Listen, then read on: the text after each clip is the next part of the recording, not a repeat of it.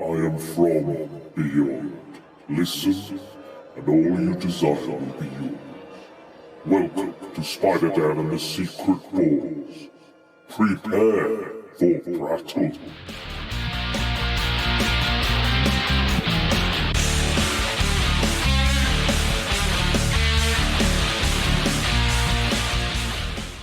It was a defensive exercise. Yeah, best defense is a good offense. Or is it the other way around? Welcome to Prattle World. I am your host, the ever-amazing, ever-spectacular Spider-Dan, and in this podcast I spotlight entertainment's best-kept secrets that a mainstream audience may find boring. Welcome back, guys, and welcome to another edition of Secret Defenders, where I invite guests on to defend their less favourite, lesser-known films, their cult classics, or films that some people generally just don't like. So we have our very own defender today, and it is the photographer extraordinaire and good friend of mine. It's Mr. Dan Burgess. Welcome. Hi Dan, how are you? I'm very good. Welcome to the show. Is this the first podcast you've ever done? Or? It's maybe the first podcast I actually get released. I've done a few. You've done a few, and they've. I seem to end up on the cutting room floor. Oh! Let's find out why. Well, don't worry. You are definitely in this one. It's coming out. It's going to happen unless the nuclear war breaks out. Well, you never know. And that brings on very nicely to the subject today. So there's been a lot of chat about Chernobyl, which is this new kind of TV drama, I think Sky Atlantic drama. Yes. About the kind of radioactive fallout from the Chernobyl. It's kind of based on real events. Mm-hmm. Very harrowing, very bleak kind of depiction of that. So, you said on Facebook recently that you'd watched Threads. Again, yes. Which was produced in the mid-80s or early 80s. When you were a lad. When you were a wee nipper. And it was kind of depicts the fallout of nuclear war and the effect of the radiation on the people of Sheffield. Yes. Do you want to tell us a bit more about that? Well, basically, it's a realistic portrayal of what would happen to us mere mortals in a nuclear blast, essentially. Yeah. So it's set in Sheffield, which is, no offence to Sheffield, but it was quite bleak. Yeah. Okay. It was 80s working class. Yeah, exactly. So it shows the difference between your working class and your middle class families as well. That's true. Yeah, you're right. It does have that kind of that element because you've got the working class kind of the two main characters are a young man, young woman, and they get together and they are from two very different families in Sheffield, and they kind of bridge the gap. Very much a Romeo and Juliet thing. Yes. But it ends probably more tragically than that story. Just a touch, yes. It doesn't involve any lights. Well, it involves a massive light through all the windows breaking. Blinding. There's even a gentleman who's, I think he's on the toilet and goes, "Bloody hell! Hellfire! Bloody hellfire!" And he sees the blinding blast outside the window. That's a bit of light comic relief. Yeah, exactly. Otherwise, very dreary. He's like, "Oh, bloody hell!" And it is done as a documentary. So it's not like there's no hero. There's no we can save the day. Exactly. I'm going to warn you now. This film is bleak as it gets. It's as chilling and as sobering as it gets. There is no happy ending. I'll spoil the film. There is absolutely no happy ending. No. The happiest moments are in the kind of beginning of the film where they're just kind of living out their lives, regular lives everyone does. You're sleeping with one girl, you're cheating on her the next minute. Yes. As you do. As you do. It's just standard for us men. It really isn't. It's roughly 2 hours of gradual worsening, creeping death. Yeah. It's harrowing. It's one of those films where I seem to remember watching it in the 80s. I think it came out in 84. So I would have been 9, and I seem to remember either watching it in school or whether I've just completely made this memory up. But when I rewatched it, I did remember bits of it. Really? And I remember the bits of it that were just the most haunting I've probably seen. Scary, that's probably why I'm so weird nowadays. You're damaged, you're scarred. It literally is. It starts off ticker tape noise over everything. Almost like a typewriter. And it gives you the facts about Sheffield, and it's a lovely town, 545,000. Fourth largest city in the UK. Oh, this is great. It sounds all so good. And then it's hey up, love, let's go down pub. and they're all sat in like a little local men's club having a pint of bitter and all that just stuff. it's kind of. I think it's a good kind of snapshot of just average life in Sheffield, just kind of regular stuff. And then all the while this is going on, we get these kind of news reports of trouble in Iran. I think it is. I think it's Iran. I think it starts in their car on the car radio, doesn't it? Yeah. Saying, and they keep turning it, like they're turning the music over. I think there's like, is it Johnny B. Good or Johnny something? B. Good or something. Yeah, it keeps playing. I think there's different versions of it though, because I think they had some kind of issues with copyright for Johnny B. Good, so they changed the music. Yeah. And like at the beginning, depending on what version, I believe there's a spider threading the web, because it's all about threads. Obviously. That's right. Yeah. And on certain versions, it's just bird song, and on I think the original version, there was some kind of music over it. Yeah, some sort of music. There's different versions. Yeah, I guess because you see the shot of him turning down the radio, so you have to have something playing if at the very or a news report or something. But yeah, he turns the news report over, and there's a similar. It gets kind of as their lives go on and kind of things progress. This young couple, they fall pregnant, and they have to introduce the family. Yeah, she does. Sorry, yeah. I mean, we're talking about a different kind of horror film, like chest bursters and face huggers. We're talking about nuclear meltdown. Yeah, he might eventually. But who knows? Yeah, he might grow the required accoutrement to have a baby. Like the Alien Queen, he's just got long things to. Just like that Godzilla remake. He's just totally asexual now. But yeah, and it's quite, and they keep kind of they're just. And I think like that is, if there was, because every day we like you said before we started, that this actually reflects quite well in kind of modern context. Yeah, I was surprised at that, because obviously you remember it it's very 80s. Yeah, and it is very 80s. The film is very 80s. It's got lots of, I think what made it worse at the time was a lot of the people in it, the actors, are from like the likes of Coronation Street, and Rhys Dinsdale's in it, who was quite big at the time. Oh yeah. He starred in the film ID. I don't know whether you've ever seen that. I've not seen. I've heard of it. It's like an undercover police gritty thing type skinhead thing. Cool. Really good film. He's good in it. Yeah. And I think he was in all kinds of like Home to Roost and all those typical 80s fare. Yeah.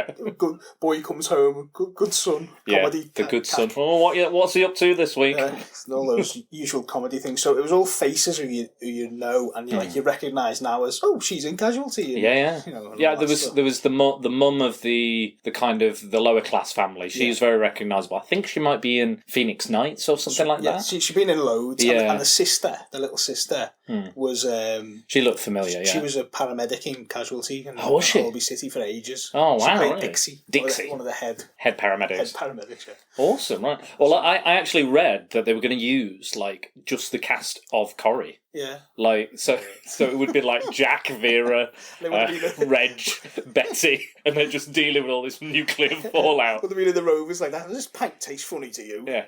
Oh, my hot pots just keep getting hotter.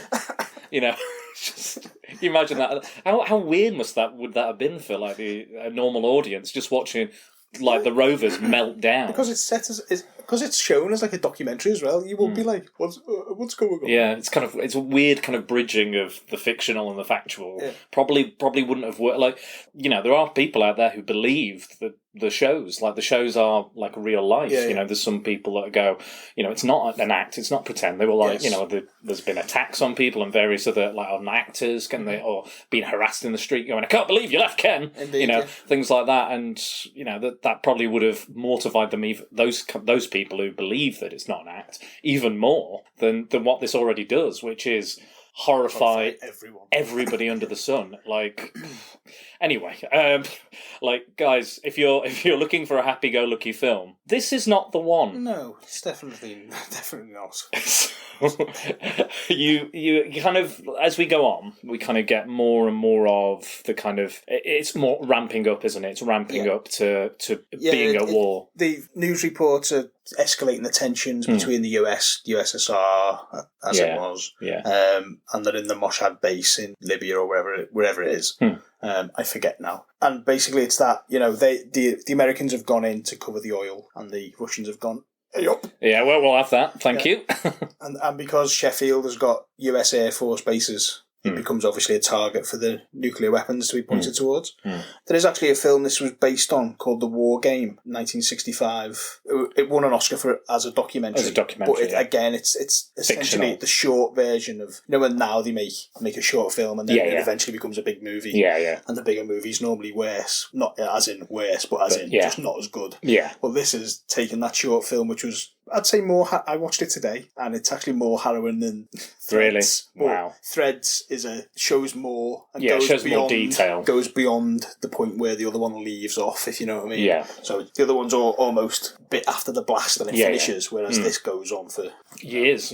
We skip a few weeks prior, and then the blast. And then weeks and months prior, and then I think there's a jump of like 10 years. Or 8 years. 8 years, something like that. And then maybe another 3 years or something. There's a few kind of jumps in time to show the absolute devastation of these megatons of nuclear fallout. There's something I found funny. You just mentioned megatons of nuclear fallout. Well, it was kilotons. Yeah, I guess it was. So it's 50 to 100 kiloton bombs, it says. Yeah, and that's not even like directly on England. That's just over. Yeah. That's just falling over us because we're not the targets. If you think about it now, I think Russia's biggest bomb's 100 megatons. Yeah, Jesus. That's just overkill. And they've got thousands of them. And it's like if they drop 60 in the world, apparently the world will be destroyed for like the next 10,000 years. But they've got 4,500 just in America or wherever, That's just like, it's just like, do you want to ruin the planet for everybody? Forever and ever. Well, you've shot yours, we're going to shoot our load as well, and everyone's fucked, pretty much. And that's a good thing about that other one, the War Games. The War Game. Yeah. It's on the iPlayer, the BBC iPlayer at the moment as well, so you can watch it. I'll do that. You can watch it straight after this. Oh, yes. Because I need more bleak and sobering and horrifying programmes to watch. But that does actually show that kind of thing where they do vox pops. So they're interviewing the public. I assume it's actors. Yeah. But there's that many of them, I'm wondering whether it is actually. And it's like women going to women saying, what do you think of nuclear? Oh, well, I don't really know. I suppose it's probably bad. And then, they go to a fella and go, if we are, and they're all proper, it's 1960s, so it's still like, so if they drop a bomb on us, do you think we should drop the bomb on them as well? And I happen to think we should, If they do it to us, we may as well do it back to them, mightn't we? If you've got any fingers left to press the button, of course. It's all dropping off. It's fascinating to see. 1965. Was 20, 30 years after the war. Yeah. So tensions were still there. Yeah, exactly, yeah. Then 50, 60 years after the war, you've got Threads, and it's still the same. Yeah, and then if you watch them both today, take the main antagonists in the stories, and it's today. You could, there's a possibility of Donald Trump and Kim Jong Un. Somebody who likes to tweet. I'll knock you out if you come round my pub again. Our button is bigger than yours. Our bombs are bigger than yours. And any day it's and that's the same fear they had in the Cold War. Yeah. But unfortunately now, no one really. Everyone's too in Facebook and Twitter to bother with real life. Well, I mean, I would. This is going really happy. This I know we're going so well, and now we've gone back into the darkness. We interrupt this program for a happy. We should have watched. Step Brothers or something just to cheer ourselves up. I wanted to watch Aladdin, but you just said. I said no. It's got to be bleak. My first note on my phone when I was watching this is, whose idea was it to watch this? And I went, mine. It was mine. And after this film, you will sit back and you will have a long think for about 10 or 15 minutes to just take all that in, all that horror, all that anguish, all that pain, all that possibility of that. I describe it as a horror movie because it left me with such a profound effect. I've seen slasher movies, I've seen, alien movies, I've seen weird cosmic horror, you name it. I've seen all the kind of horror films you could possibly think of, found footage. The real thing that scared me was this, and the possibility it could happen to you or your family members. Ultimate faceless killer. that you don't know's there, Yeah. and it could be Could come outside your window at any minute. Could come at any time. Yeah. We wouldn't know necessarily. Well, No. if you're blinded in the first blast, you probably wouldn't. But it's terrifying. It's absolutely terrifying. And if you don't get your friends round and put this on, if you're up for a good time, because this is not a party film. No. I think most people would sit and watch this alone, or maybe with a partner, and. It's so well made. It was only the budget was only £400,000. Yeah. It's a made-for-TV movie, so it's made by the BBC for the BBC. Broadcast, the height of the Cold War. It was very relevant. Very politically relevant, and I'm pretty sure that all those kind of nuclear war films, the ones we've been discussing, I'm pretty sure Ronald Reagan watched it. Yeah, I believe so. Yeah, as far as I'm aware, and I think change policies. Because he saw obviously because all the stuff that happens is all factually correct. Yeah. I mean, obviously it's a work of fiction. Mm-hmm. Like we've, as far as I know, nobody nuked Sheffield in the 80s. As far as we're aware. As far as we're aware, no one. If anyone from Sheffield can let us know, please inform us if you were in fact. It's easier to dial on your phone because you've got 7 fingers now. And 2 heads. Yeah. 2 phones with 2 heads. It never happened because there'd still be nothing there. Yeah, exactly. It'd be the something else. What would it be the next largest city if it wasn't Chernobyl in the north? And that's it. That's why we're talking about it. But yeah, that's what I like about all the factual information, all the kind of, like you were saying, the type text coming up and all the information. It's all well researched. It all would happen, and there's some gross stuff in this movie as well. It's like disgusting occurrences, but would happen. It would, and it's horrible, and the way that it's kind of, I think the depiction of like society's downfall is quite realistic as well, and it's happened so quick. Yeah, and it would happen quicker now.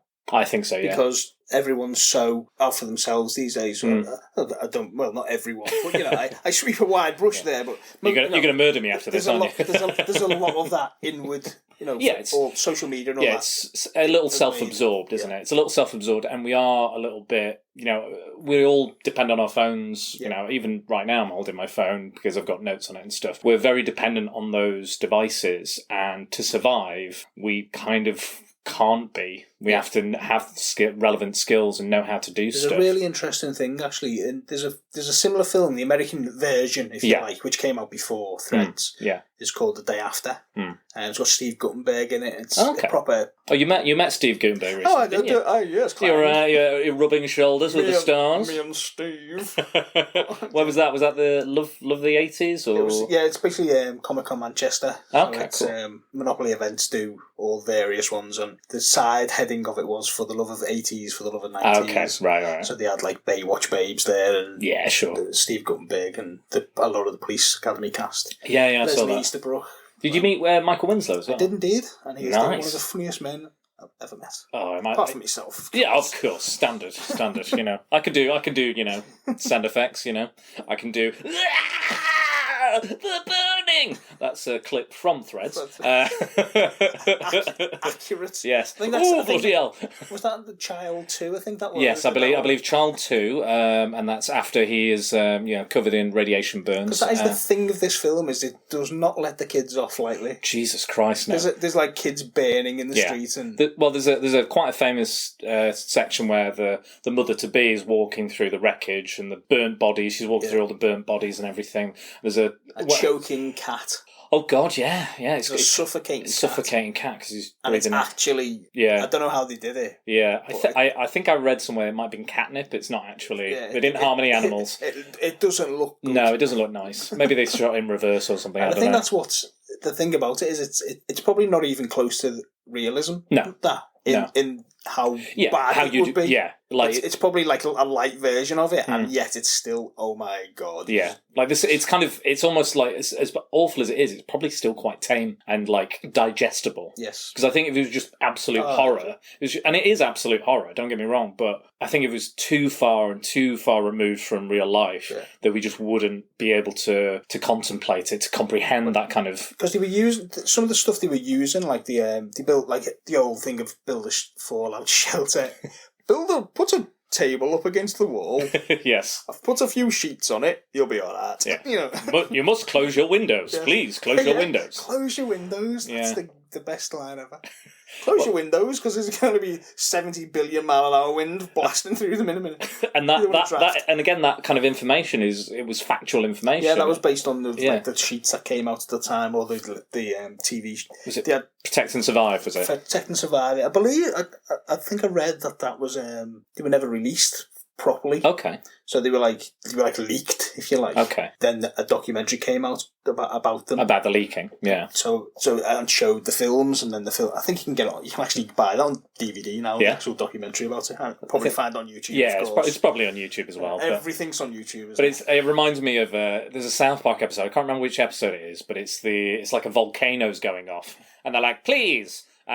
When the volcano explodes and the red-hot magma is heading right towards you, remember to duck and cover. Duck and cover. And there's like a little video of the lava going over the top of the people who've ducked and covered. Okay. And then there's two people later on, they're going, oh, the lava, quick, duck and cover, duck and cover. And they duck and cover and they instantly turn into skeletons the second the lava hits. That's absolutely brilliant. That's genuinely it. And I think it was done, these films were done for people of all, well, they've got to be of all education levels. Yeah, you've got to understand it. There's no faces on any of the drawn characters. No. Everything's lovely artwork. There's a cardboard house. Yeah, it's very like this room. Yeah, they all look kind of like, you know, massive house though. It's got like about 12 rooms. Like, and get in your fallout shelter. Yeah. Get in your fallout shelter. It's terrifying that they had to have something like that prepared. Yeah. You know, they had to have an infomercial or whatever you would call it to explain how to. I mean, all of it's like it's almost like a joke now, like it was in South Park. It's almost like a joke because no matter what you do, you know, it's like you can leave after 4 days. The fallout will have lessened, and it's not the truth at all. But it's the best they can do. The best they can do against nuclear war is that, and it's not even a stopgap, not even a protective measure. It's nothing. It does absolutely nothing. I always say, because I'm always talking about nuclear war. Yeah. With my family, I'm sat around the table going, oh, what about nuclear war? So, but I always say, if they said now, if an alarm went to say 3-minute warning or whatever, I don't think you're going to get. There's no way the government are going to say, oh, let's panic everyone. They just know we're all mad. But if there was one, drive towards where it's going to land and just get vaporised. That's my plan. That's my plan if it happens. I go, right, where's it landing? I want to be at ground zero. I don't want to be that girl at the end of that film. Oh God, yeah. Eating live sheep. Yeah. Anyway, we digressed a bit into too far into the film. Yeah, we have gone a bit far. Let's go back. So we've had So let's go to the dropping of the bomb. Let's go to the drop. So it's not the best bit. Yeah, that's the best bit. That's the fun bit. Yeah. You've had all the light-hearted drinking and boozing and women and you know unwanted pregnancies, meet the parents, awkwardness, and all that sort of stuff. Then the bomb drops. You get everyone. Blinding flash goes off, and you see Sheffield High Street. Yeah. And I think the first person who sees it, a woman instantly wets herself. Yeah.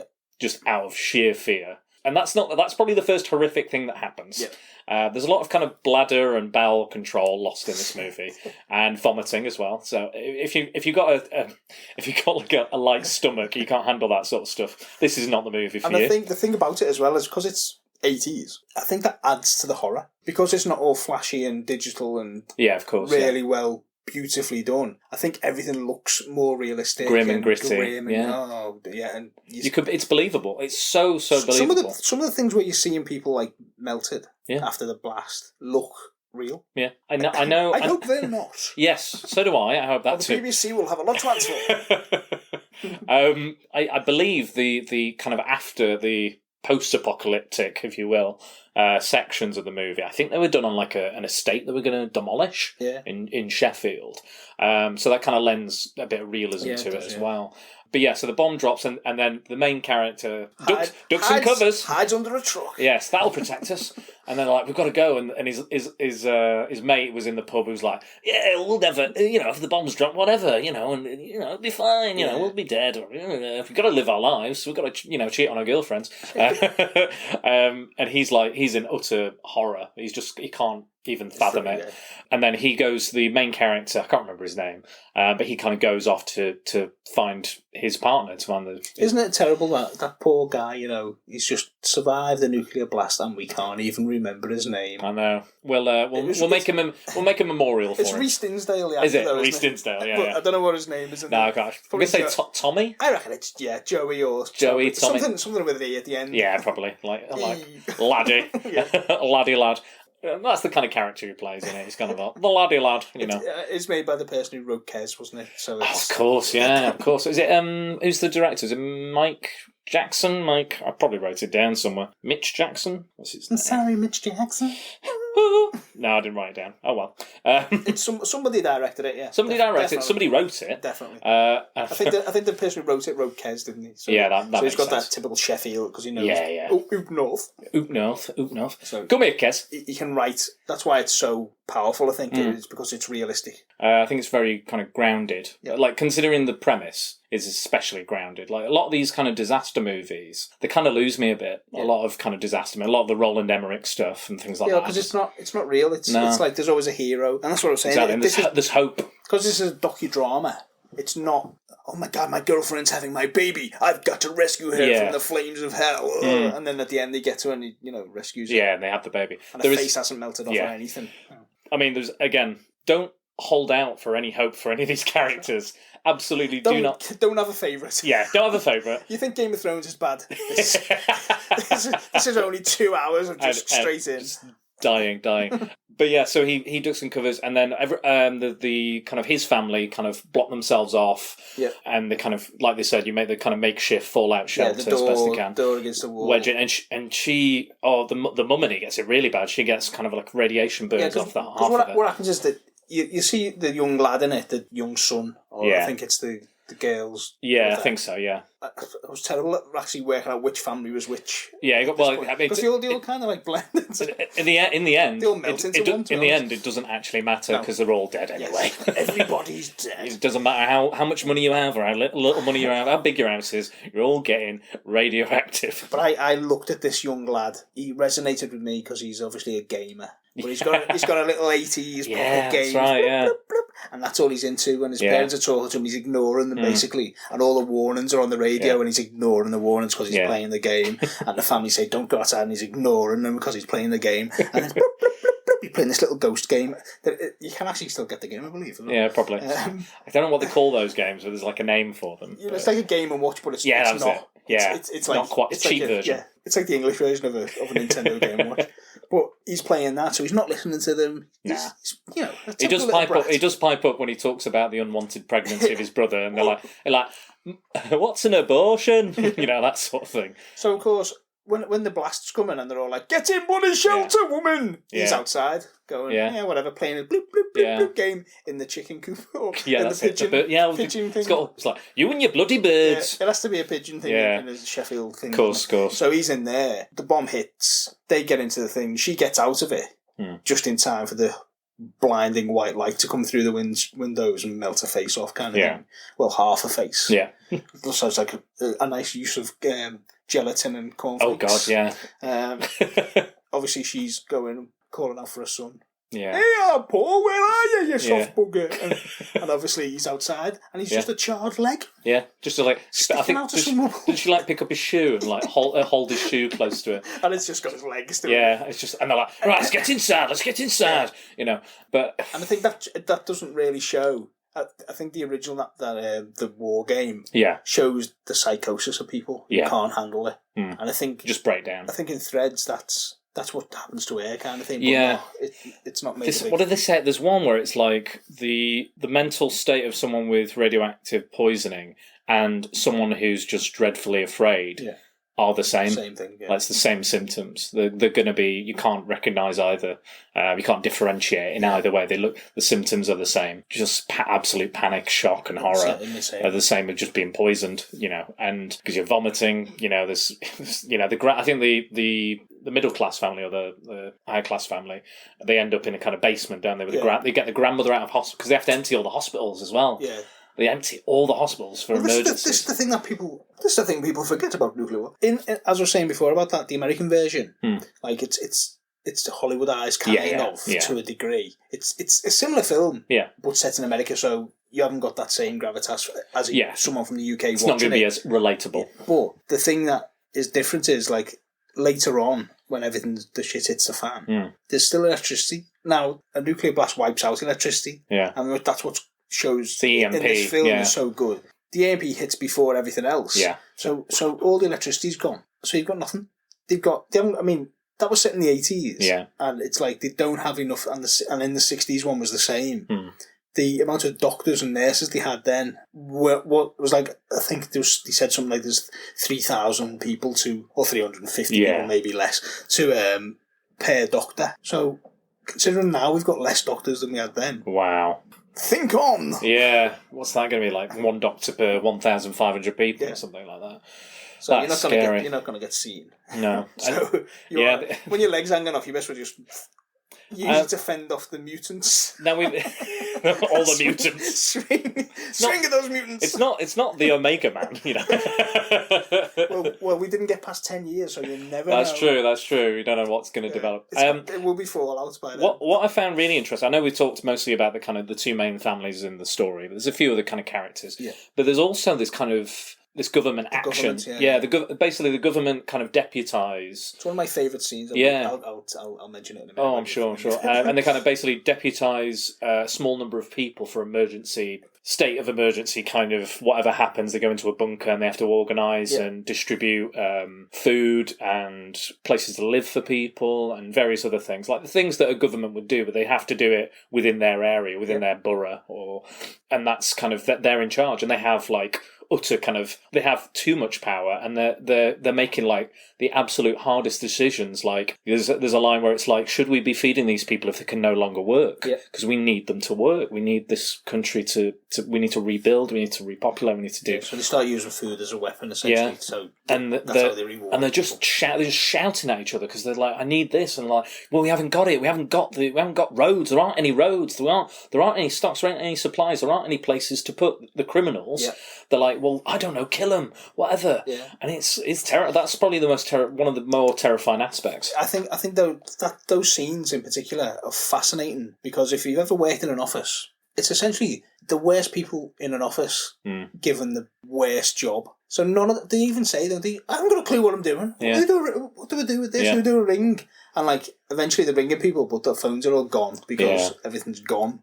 But my favourite, and it's terrible. My favourite scenes where everyone dies. No, the whole film. Then what makes me laugh in that scene is these guys are meant to be like the saviours of the earth almost. Yeah. If you know what I mean, they're in the bunker, they're safe, they're going to control everything. So they've got these big air vents above their heads, pumping in the fresh air. At one point, all the toxic dust starts coming through them. Yeah. And they leave them pumping for a couple of minutes, and then one goes, well, somebody shut that off. It's like, a bit late now, mate. Yeah, it's already in. And they get kind of trapped, don't they? They get kind of trapped in the bunker. And then I think they have some electricity, don't they? But it's dwindling. They've got a generator or something. And they were protected because they were in the bunker, I guess. Yeah. But yeah, it's kind of...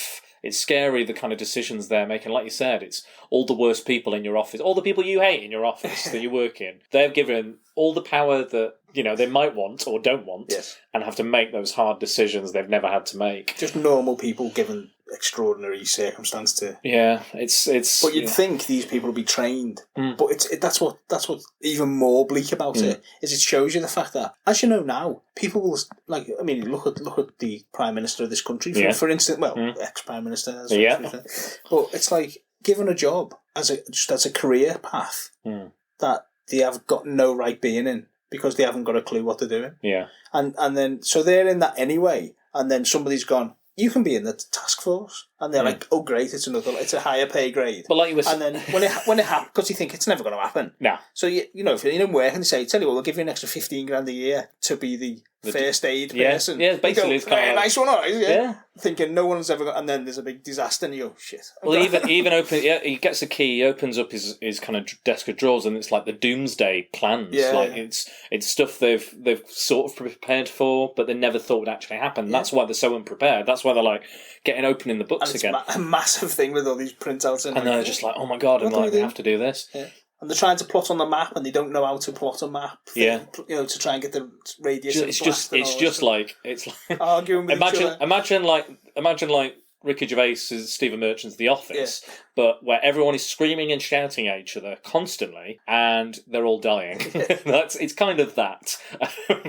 And they all know that. And they're all like just getting more and more. And they're trapped underground. Yeah, and it's just the stress, the absolute stress. And one of them just like, and they're like, there's one scene where they're like, I think it caves in or traps them, and something hits one of the staff members on the head, takes them right out, and they're like, get me the first aid kits. Get me the first aid kits. Come on, get me that first aid kit. And they're like, don't bother, he's dead.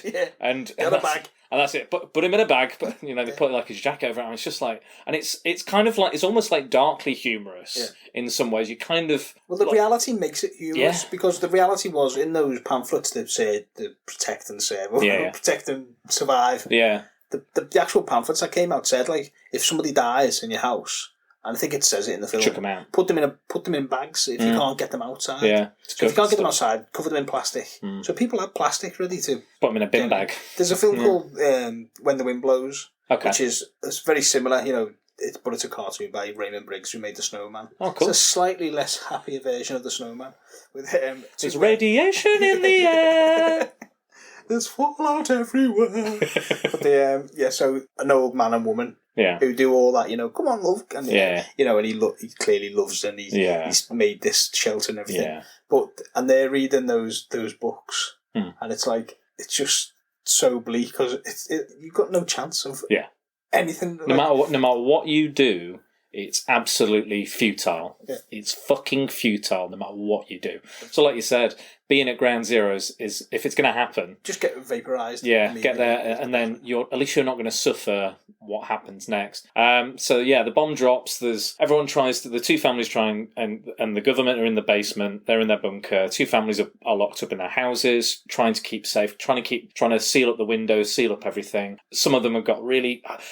I tell you what, one of the saddest moments for me was when the woman in the lower class family, she's got all these horrible radiation burns, and they're throwing up in their own like mugs and cups and stuff, and they're like, oh, just get me a glass of water. Go on, get me a glass of water. And he goes outside and he finds the kitchen sink. Yeah. And he turns the tap on, and he's like, a little bit of water comes out, and I'm like, oh, at least he can get her some water. And then he finally finds a cup, and the tap stops. And I just went, fucking hell. That's just, come on. That's like, it's another kick in your balls. It's probably a good job because it probably would have just been pure acid rain. Yeah, well, they do drink it, like, they drink water, like, and they're spitting it out, and even, like, whiskey as well has been irradiated, so it's like... Pfft. Well, everything's irradiated, isn't it? So they show, like, it tells you about, like, the first crops. Yeah. There wouldn't be any. No. There's no pesticides. There's no bulldozers to do anything, so it's all going to be manual labour. No one's got anything, so everyone's starving to death. Yeah. Because there's no food left. So whatever food's left, the government have got. Yeah. They're using that as like, where can you get fed? Exactly, yeah. They're using it as kind of, And if you're shooting people left, right and centre. There's looters. Trapping people in, like, traffic wardens with them. Yeah. I think that's a famous picture with the traffic warden. He's got the bandaged face and he's got like an M16 or something, and he's trapped, like, basically putting people behind in a cage, essentially. Yeah, and if they, and they're all starving. Like, everyone's just starving and going mad, and the guy, like... The police then start saying, you've got to take these people into your house. Yeah. So obviously, if there's a person in there, like the old guy. Yeah, the old man. There's no guy who's don't you're bugger off. I'm not having anyone in here. What if they're thieves and murderers and all that? And they're not well, and so he said, look at him. So what? The police get rid of one of the guys. Yeah, they do. Because he looks a bit ill. Yeah. I don't know, he probably got shot off camera. Yeah, somewhere. Who knows? But they make the old guy take these 8 people in, or however many it is. And then 10 seconds after the police have buggered off, he just chucks them all back out into the street. Pretty much, with all the stuff. Almost straight away, it's just like, get out. Because it shows you that thing of how you would want to protect. Yeah. I mean, when he opens the door, you can see he's covered in dust and everything. Yeah, exactly, He's dead. He's dead. But it's the only thing he has left. Yeah, so all he's protecting his cattle, isn't he? Yeah, exactly. And who knows? They could have easily been murdered by any of those people who got the way in. It's things like that, though, that are the most harrowing bits, because it's like you feel that actual human. That's how you'd be. Yeah. The people outside really act it well because they're they want to get inside. Oh, we just want shelter. That's all. And the fella's like, well, I'd find us somewhere else, pal. You're coming in my house with all my dust. Do you know what I mean? Lovely dust, yeah. Just needs a good dusting, that's fine. That'll protect you. And so just give it a good he throws dusting. them all out. Onto the street. And you've got like little sugar cubes and they're scrabbling around to pick all their little possessions up. They've got pins and like paper clips and they're trading, aren't they? Because that's the only thing they have. Like I think there's a scene towards the end where one of the members of the family is the father. He's trying to trades a cigarette for whiskey. Yeah, because it's the only thing they've got left. And she trades a body for. Yeah. Oh God. Yeah. So the young girl who gets pregnant at the start of the movie, she runs out on a family because she wants to find the main her fella who just disappears, doesn't he? You don't. That's quite tragic in itself. You just never know what happens to him. That's realism, isn't it? Yeah. Again. It's like, because you wouldn't. Yeah, you wouldn't know if you never. Someone's, he's a bit of masonry could have fallen on him. Yeah. He's chucking up because he's had, he's blinded, or we don't know. Someone's murdered him. Who knows? It's not like we know and they don't know. No, exactly. Yeah, we have literally no one. Literally, he just disappears in the film, and that's quite like for any of the like plot or something. People are like, well, where's that character gone? They've been cut out, or there's a scene that's been cut. You don't even notice really. You don't, and it's that bleak. And it's just like, and she goes out to find him. He goes. You feel like you're trying to survive this film yourself. Yeah, honestly, I was utterly devastated by this film. I couldn't speak. I couldn't talk. I was like, I need to do something else before I go to sleep because this is going to haunt me. I'm going to have dreams about this. Because she finds another man, doesn't she? Like travels with. Yeah, so it's his mate. It's his mate from the start, and he has like radiation burns and stuff and scarring, and he looks after. He goes, oh yeah, you were. And he's the one who's told him from the beginning of the film to ditch her and all. Yeah, exactly. He's like, get rid of her. Go and shag that other bird and stuff. And now he's kind of. But then he disappears as well. Yeah. He just disappears again. Like he just stops being there because she has a baby in a barn. Yeah, she does. Not on her like own. Jesus though. There's an Alsatian barking at her constantly, and you see it chewing through the umbilical cord. Yeah, that's pretty grim. But the baby survives. Yeah, the baby lives. The baby lives. And it didn't have like 5 hours. I mean, when she's in with her family, when she's down there, she's. You're like, oh, come and clean. Nana's wet herself. Come and clean her. It's like Jesus Christ. It's like harrowing. They're like, and the grand's like, I'm like a little baby. I'm like a little baby, and it's just. Is it a bit where she goes back? Yeah, she goes back. So obviously the smell hits her, so she doesn't go back. Well, I think what happens is she leaves, she runs out, and the family are like, "What are you doing? Don't leave us!" And she's like, "I've got to find him." And there's a scene before she leaves where she's like, "They're like, you've got to look after you've got to think of your baby." Yeah. And she's like, "Well, I don't want the baby. It's going to be ill. I wish it would die. I wish my baby would die." And then the gran dies after she leaves, and the parents have to put the gran at the top of they just put her at the top of the stairs, and then she does come back. Only to find that Gran's been eaten. Yeah, Gran's been eaten by rats. She goes to head down, but you don't actually see the parents. The stench of it. She just smell leaves. Of the parents. Yeah, and they say in the film like the really young and the really old will have no chance. Yeah, pretty much. Like they've got no chance. The people who are kind of young to fairly young to middle aged kind of the mid-range age group will have the best chance to survive, and that's true, and that's what happens. But yeah, she kind of goes off and then she just basically has to kind of rummage, survive, scrounge, and like you were saying, they found a dead sheep and they just eat it raw. Yeah, they skin. And that was real, apparently. Was it the skinning of that dead sheep? Yeah, they actually ate the raw meat as well. I don't know if they swallowed it or anything. Oh God! And she's a vegetarian, the actress. Apparently. Really? Jesus. So unbelievable. God, that's even the making of this film was totally bleak. Yeah, low budget for you. Yeah, bloody hell. But then, it becomes a bit of like a post-apocalyptic. It does, doesn't it? Yeah, it goes. From, then, doesn't it? It's weird that it's very rare you see like a post-apocalyptic film and a pre-apocalyptic film. It's kind of sandwiched, and it's not bad. Like it reminds me that the bits towards the end of the film remind me of The Road. Yeah, you know what? I have it over here, but I'm saving that for another podcast in the future. It's that kind of thing where all rags. Yeah, and people. There's obviously still no electricity, no crops, nothing. There's just nothing. Just again more bleak, more bleak stuff. But the thing is, now it's nuclear winter. Yeah. So not only is it bleak, it's dark, cold. It's like minus 25 degrees. Well, yeah, that's it. The dust actually sticks around and blocks out the sun. So we don't. That's why the crops aren't growing. There's various, so various issues. Winter for what? and it's carrying on, and like this is 10 years later. Like I sometimes forget the term nuclear winter means it does what it does, because the temperature drops. Like I think it says in the film, if it's like somewhere like in Russia where it's a big open space, and it'll drop to but even here it'll drop to something like minus 25 or something daft. But if it's like in America, it'd be like minus 50 or whatever, because it's a big expanse of just open area. Yeah, and it's and that's where it becomes. That you see them digging in the ground and still trying to survive and do what they used to do. Yeah, but it's impossible because everything's wrecked. The Earth's itself dead. Yeah, because it's all nuclear. Jesus, death. Nuclear death. Plant a bean and get death. Yeah, that's it. So yeah, she actually basically sells her body, doesn't she?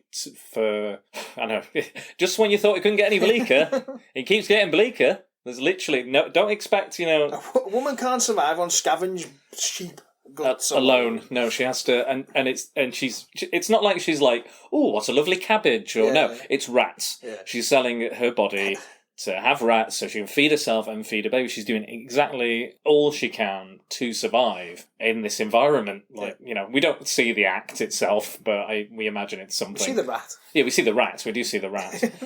But I think one of the, it's all harrowing. It's all really scary. But when the actual bomb is dropped and you see the burning bodies, and I think they use actual footage as well from Protect and Survive and various other these emergency broadcasts and any information we have on kind of nuclear radiation fallout, all that sort of stuff, and all these facts and figures that come up just cement home the kind of the realism and the docudrama aspect of it. Yeah. And I think that also is probably the most terrifying aspect. And I mean now, as I said before, that was 50 to 100 kiloton.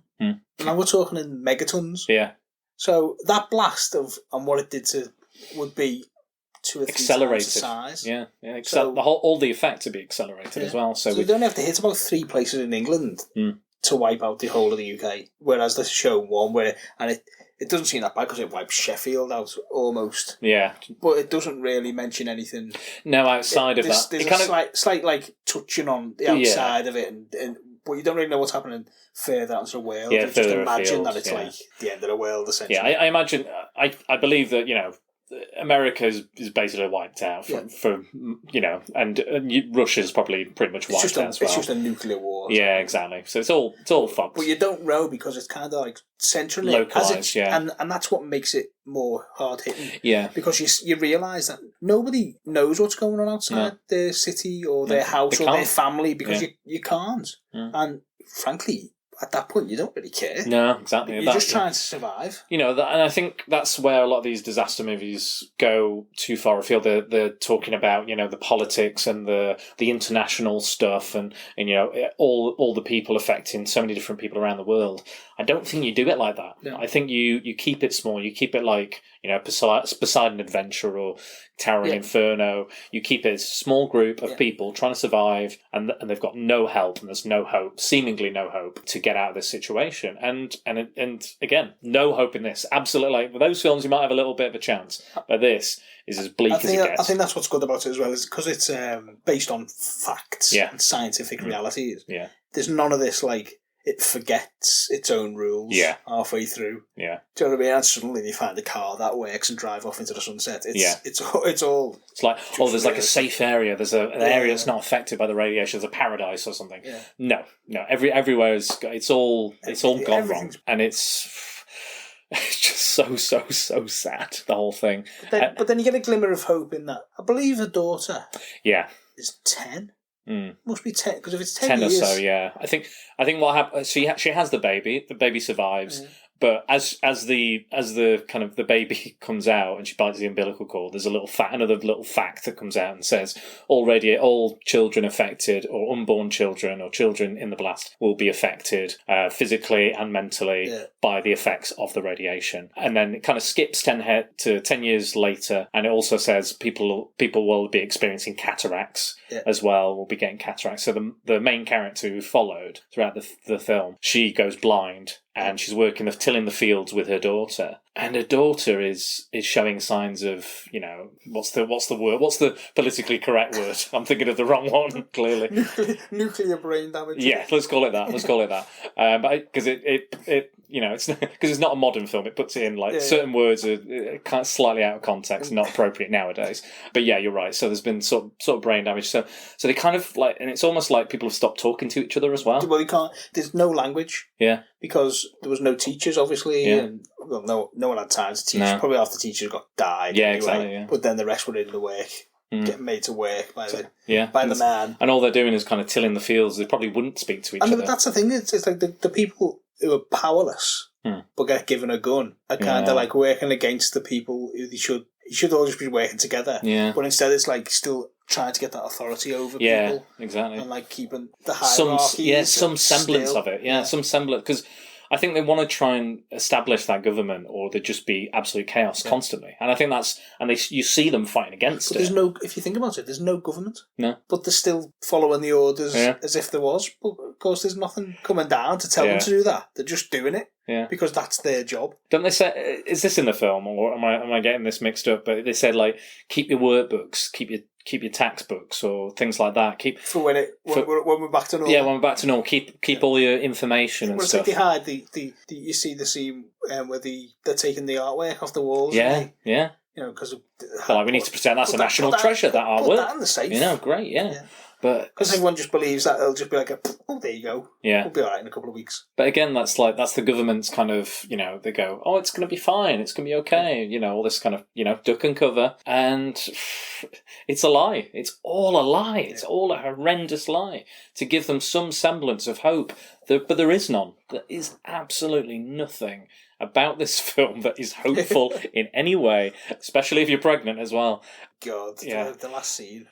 Oh God, yeah. So the last scene. Did we mention spoiler alert? I mean, I don't think you need spoilers in this film because it's just a series of horrible things. I think if you haven't seen it from the 80s, there's plenty of time to have seen it. So you. Yeah, I think it's been plus 30, 40 years. But now. I haven't said that. I think it's just become because of Chernobyl. Yeah, I think it's just becoming more relevant again. Yeah, exactly that kind of and the horror of it. I think there's an actual somebody's doing a petition or something at the moment to try and get the BBC to start showing it again. Showing threads, yeah. To show world leaders, what the hell? Well, I think that was we're edging close to exactly nuclear war. Yeah. I think that was the reason it was made. Yeah. I think, like you said, it was off the back of a war game and it not being released or only being released in America, not being shown by the BBC, that sort of thing. That this is a direct, and it's like you said, it's for war game. If for anyone who's interested, is as I say, it's on the BBC iPlayer now, so you can watch it. It's 45 minutes long, I think, so it's not. You can literally, not a big watch. Yeah, stick it on before you go to work, cheer yourself up. It's black and white because it was in the 60s. It's a proper documentary as well. It's done as a documentary with interviewing people in the streets and all that stuff. Yeah. And it's slightly more harrowing in the fact that you see kids getting radiated and then they're going blind and they're and it looks real. Yeah. It's horrible. Maybe that's probably why it was too much for them at the time. Yeah, so the BBC made it, but basically watched it and went, no, it's too violent. Because it is more violent. You see people getting shot and all that stuff.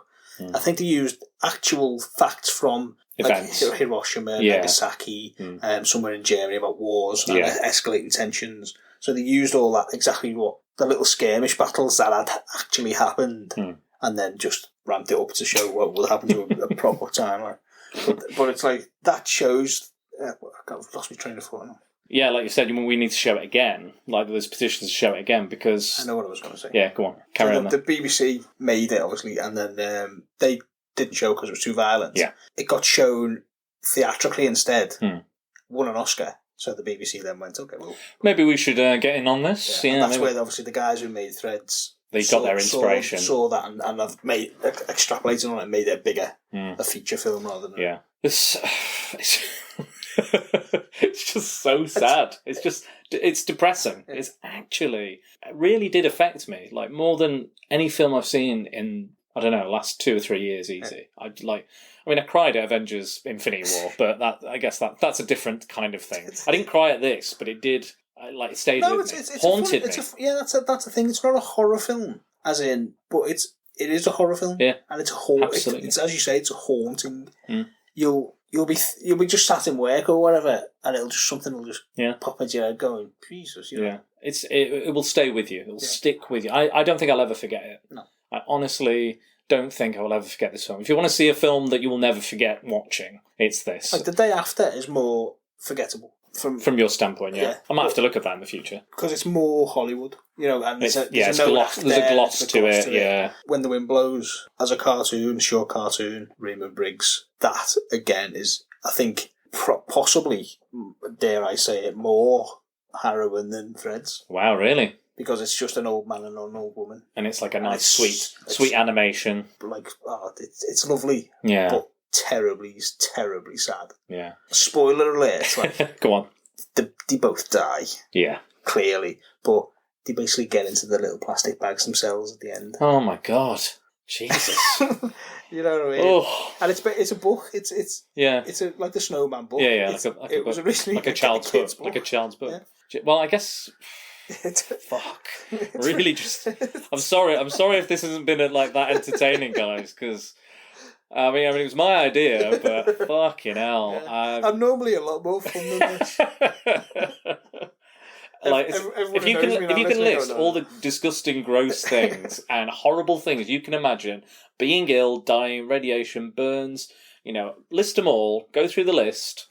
They're all in this film. Yes. Every single one.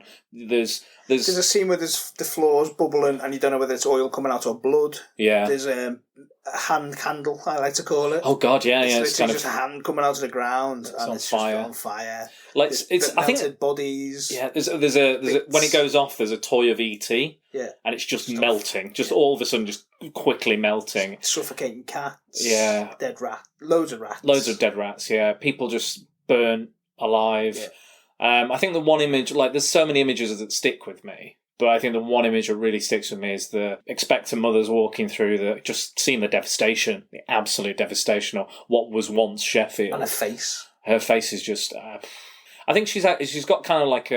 she's got like there's character to her face. A younger aged face. Yeah, and it kind of like there's a world weariness to her face. I think normally, like not saying she's unattractive, but she's got a very mature face. Yeah, something, and it just gets worse and worse throughout the film. Yeah. But the moment that really sticks with me is she just made that statement about wanting her baby to die, not wanting it, and she finds a mother who's just haunting, absolute haunting stare, and is holding the charred remains of her own child, and just swinging the baby like everything's fine. Yeah. That's my baby, And she's gone. She's absolutely mentally she's gone. The baby is clearly gone. Yeah. It's like a I don't know. It's like a toy. It probably looks like a burnt toy or something. Yeah. But you just. I'm hoping it was a burnt toy. To be honest. To be honest, you don't actually look at the baby. No. You absolutely look dead into her eyes because she looks directly at the camera, and that's from the point of view of the expectant mother. Yeah.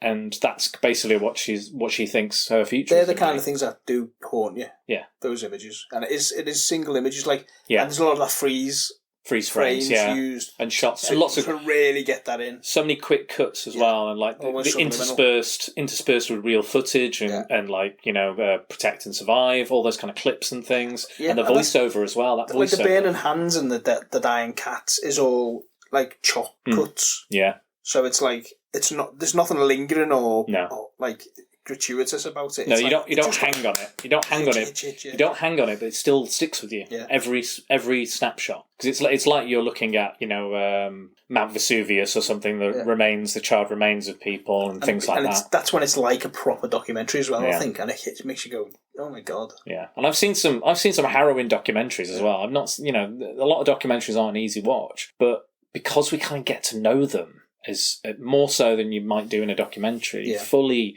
engross yourself in these people's lives, and there's comedy and stuff at the start, and it's very loving. There's a lot of love in these families. Doesn't matter. Doesn't matter. It's all going. It's all going away. If you're looking to be depressed at any point in your life, if you're like, you know what, I don't have enough depression already. I'm just going to stick threads on. Yes. If you want to upset a partner, if someone's said quite upsetting for you, here we go. Let's stick threads on. I'm sure you'll feel great. I think the Blu-ray's available now, special edition. You can buy them for the birthday. Especially the depressed edition, harrowing, it comes haunted in a edition, mushroom mushroom case, mushroom steelbook. Oh God! Right, But the girl, Yeah. at least she lives. She gets pregnant herself. The daughter. Yes, yeah. So she kind of, which is what confused me because yeah, I thought I don't know much No. about the sexual thing of a human. yeah, When they reproductive cycle. But I'm sure she'd only be 8 or 10, and she has a baby. Maybe, yeah. I then don't know. I think it might have skipped a couple of years. I think at that point, she's still too young to be having Very kids young. anyway. And she ends up in some regard. kind of like mental institution type. Yeah, she kind of. Affair. Yeah, there's a scene. So the original expectant mother from the first attack has died. Her daughter is on her own now. She's mentally handicapped because of the radiation and because of the de-evolution of language and education. And use there's an old program called Words and Pictures, Yes. which in itself is one of the most harrowing programs ever.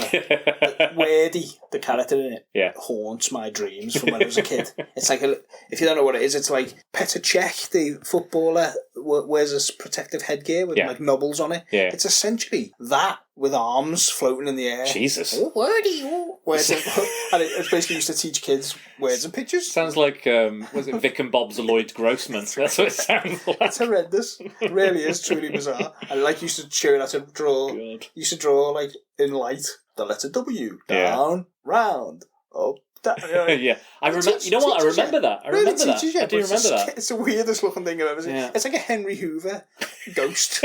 I'll have to look this Really up bizarre. because I'm already Do you know what? terrified. That's the thing now. People look at him and go, Dan, I think you've lost it. You've lost the plot, mate, because it You've lost doesn't look anything like that. But if you can imagine, like, Petr Cech's helmet on a Henry Hoover ghost. That's what it is, floating in the air going, woo, telling you how to spell words. And showing you Pictures, some showing words. you Words, cat pictures. skeletons in this film. Yeah, that was a bit weird. Yeah. So And that was a real yeah. episode. But they've only got this VHS tape. and they just play it over and And over just play again. it, and that's- There's an old. I think there's an old woman who's just mouthing along to it Yeah. because she's seen it that many times. She's just mouthing along to it. Reminds me of my brother with He-Man and Masters of the Universe when he was a kid. He used to watch that. Every episode. Yeah, digress. So yeah, she leaves that kind of mental institution. She goes off on her own. She meets a couple of guys and they kind of steal some food off her. And then I think she hangs around them. That's the thing, people are still stealing. Yeah, exactly. It's just, people are still scumbags. Yeah, absolute bastards, absolute bastards, and which leads into the next scene where they manage to steal something, and then again they fight, and I think the guy rapes her. Yeah. And then she's a few months, I think 9 months later, she's about to have the baby. She walks into a kind of makeshift hospital. Yeah. She's like she doesn't even say baby. She's like, "Baby coming, baby coming," and that's like their language, and it's like the guys are when they're trying to steal off her, it's like gizzin, gizzin, like not like give me that. It has become like caveman. Yeah, like bastardized English slang going on. And she goes to have the baby. And, you don't get just one harrowing birth in this. No. You get a second one. And because she's been affected by the radiation so drastically in her small life, in her very, 13 years or however old she is at the time, her baby is, she has that horrendous birth anyway. And then which is not shown, but her face. Yeah, she's screaming. Her face is shown. Yeah, screaming and the kind of the violence of the birth and everything. Yeah, it's not that it's not knocked up graphic births or anything like that. But she's then handed the baby almost quite aggressively. Yeah, handed the baby, and it's dead. Yeah, it's not crying. It's just dead. We don't see the baby, but it's heavily hinted that when she looks, it's deformed. It's heavily hinted. Well, the thing is that's the thing. It's heavily hinted at that it's not what you'd call a baby. Yeah, maybe. Yeah, and the scream she gives out. It's just like that primal scream. Yeah, just horror. And that's the end of the film. Yeah, and that's where it leaves you. So happy ending. Happy, bright, finished. Boom, there. Very Hollywood ending. Have some of that. Jesus, yeah. I was waiting for the end of credit scene, like just to go, Yeah, aha, joking. yeah. Post credits. It was all a dream. Yeah, we'll skip it.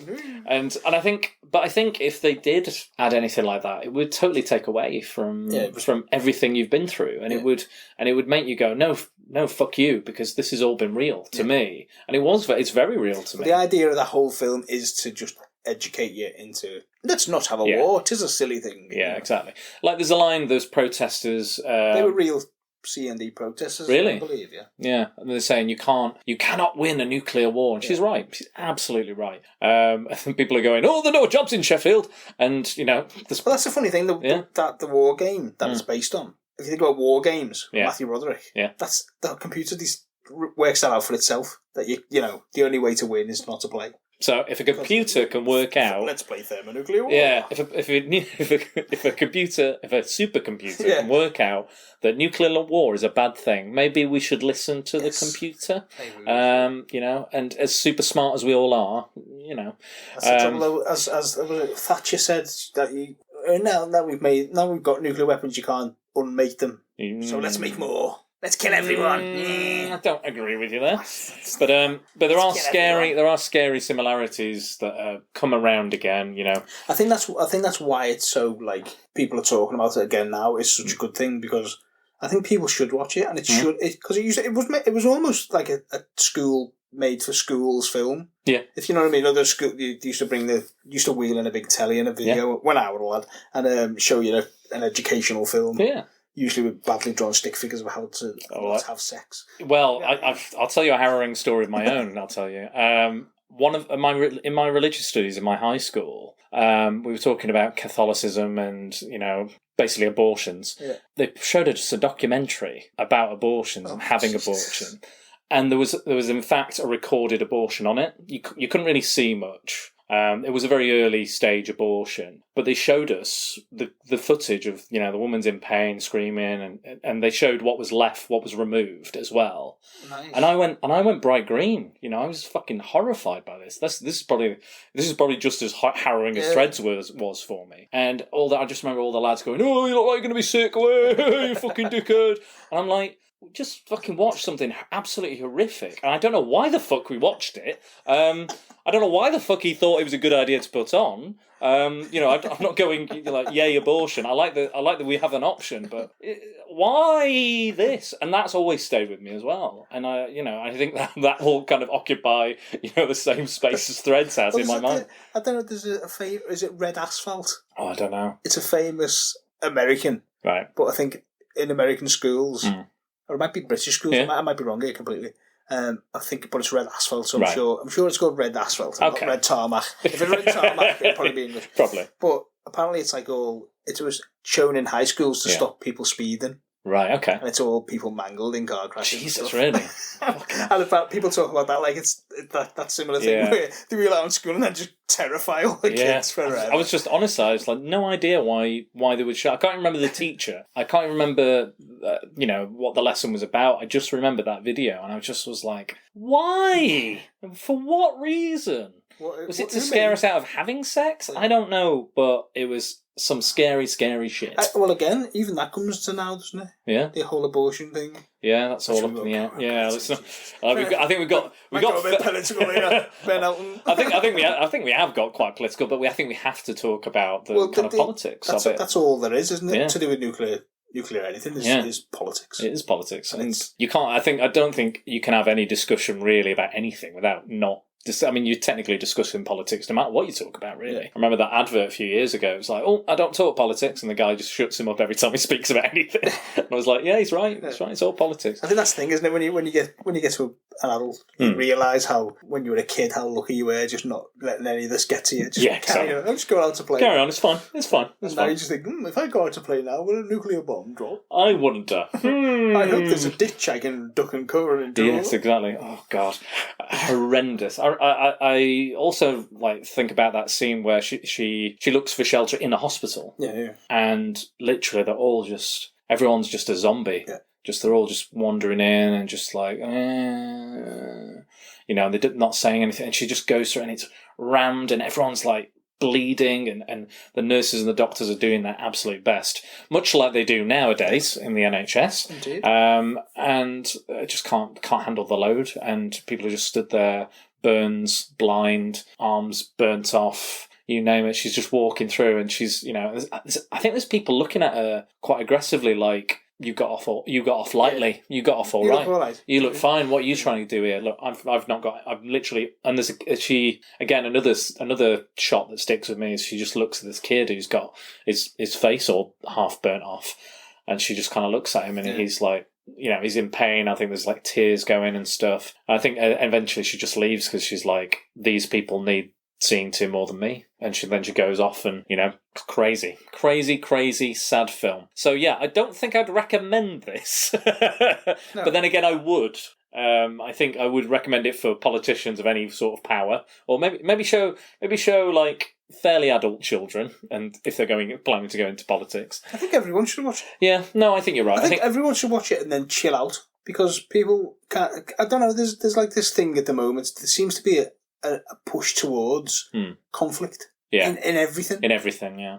Everything's like, we want to kick off, yeah, about everything. And if you watch this, you just think, you know what? We should all chill out a little bit and just mellow out. Let's not get melted. Yeah, let everybody do their thing. Yeah. If they're not hurting anybody, great, good. Leave them to it. If they practice a certain religion, or if there's a certain sexuality, certain gender or no gender, what have you, are they hurting you? Have they got anything to do with you? What does it matter to you? What the fuck does it matter? Nothing. Let them get on with their business. Don't hate on them. Because when that mushroom cloud goes up, you're all the same. Exactly. A little crispy fried. Exactly. It doesn't matter. Charcoal.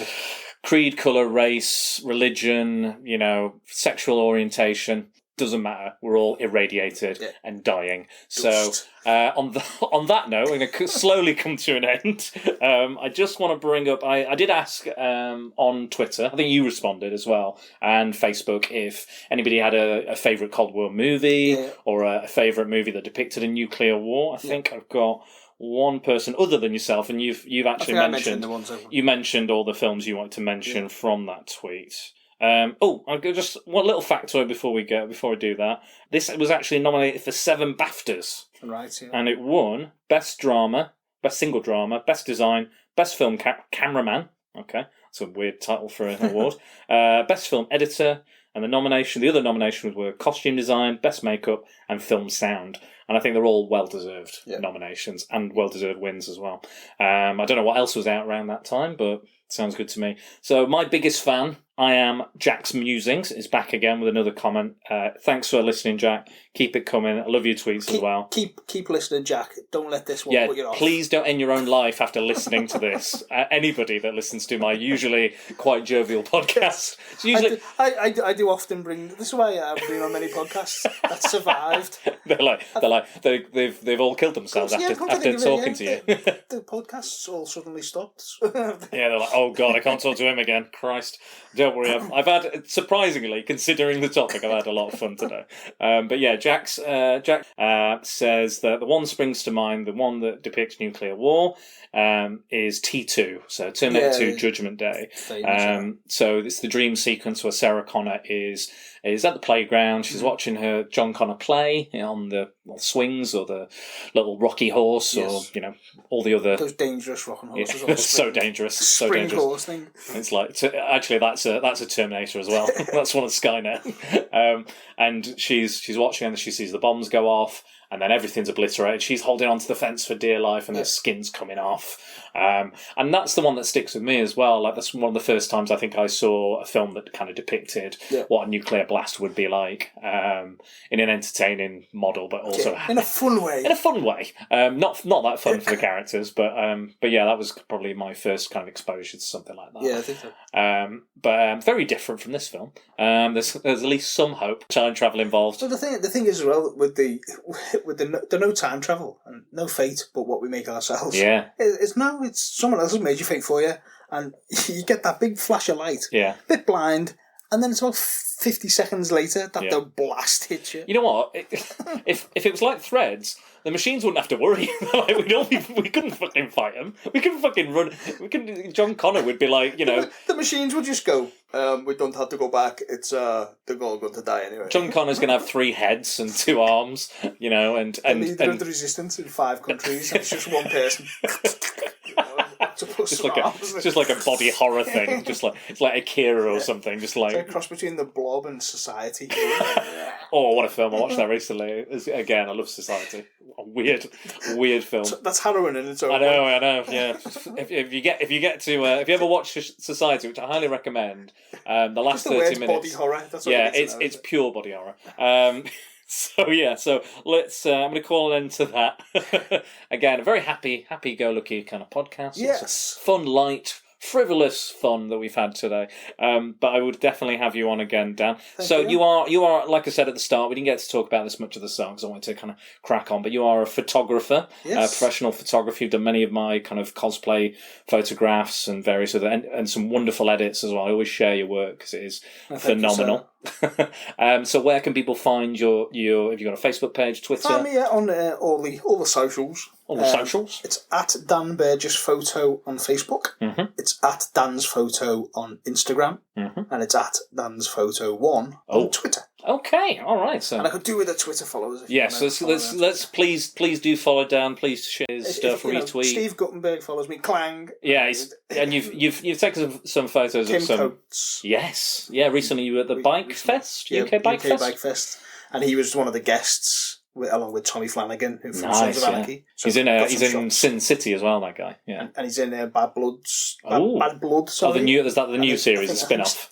I think series 3 started now or something like that. So that's about a crime family. Nice. But he was great, and I got like a one-on-one photo shoot with him. A lovely guy, spot on. So all those kind of celebrity photos, as well as cosplay and good stuff. Like you do everything. You did photos for the show I was in, Westernized as well, from Death by Pie Company. Did their logo. Yes, you did. It's great. Yeah, no, it's brilliant. As a joke. I love all this. It was brilliant. You did all the kind of old school photos and stuff, and that was really good. We kind of had to fit you in just before a show. Yeah, it was a great show.